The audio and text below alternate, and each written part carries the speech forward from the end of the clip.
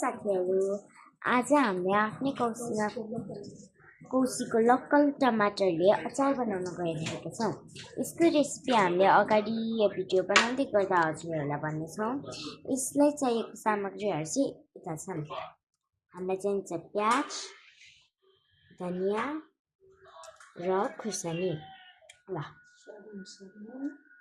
हजुर, ल अब हामीले बनाउन गइरहेका छौँ। अनि हजुरहरूलाई साथीहरू, हामी सुरु गरौँ है। फर्स्टमा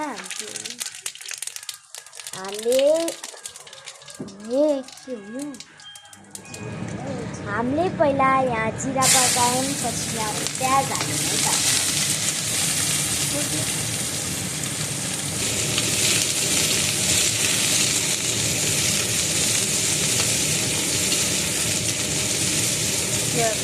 प्याज रातो भएपछि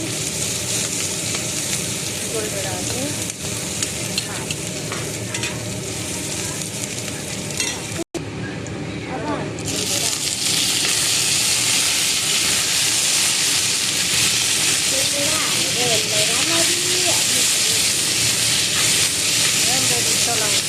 राम्ररी चलाएर यसलाई पकाउने ट्राई गर्नु।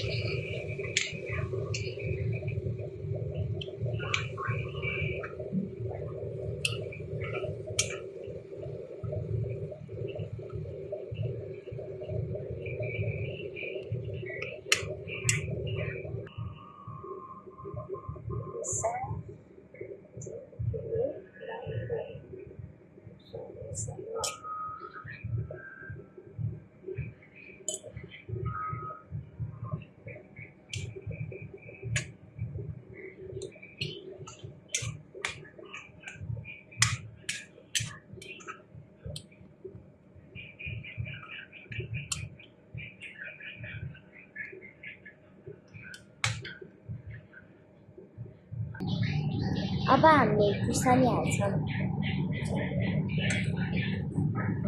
खुर्सानी चाहिँ आफूलाई जति हाल्न मन छ त्यति हाल्दा हुन्छ।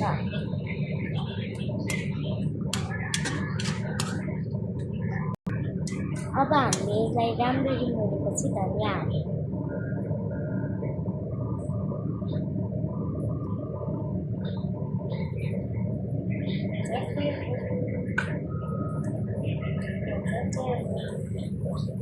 अब हाम्रो अचार तयार भयो।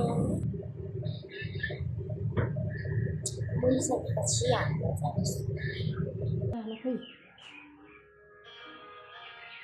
अब हाम्रो रोटीसँग खाना अचार रेडी भयो। हालांकि अब हम दोनों काफी हद तक बदल गए हैं। अचार एकदमै तातो तातो छ, मिठो।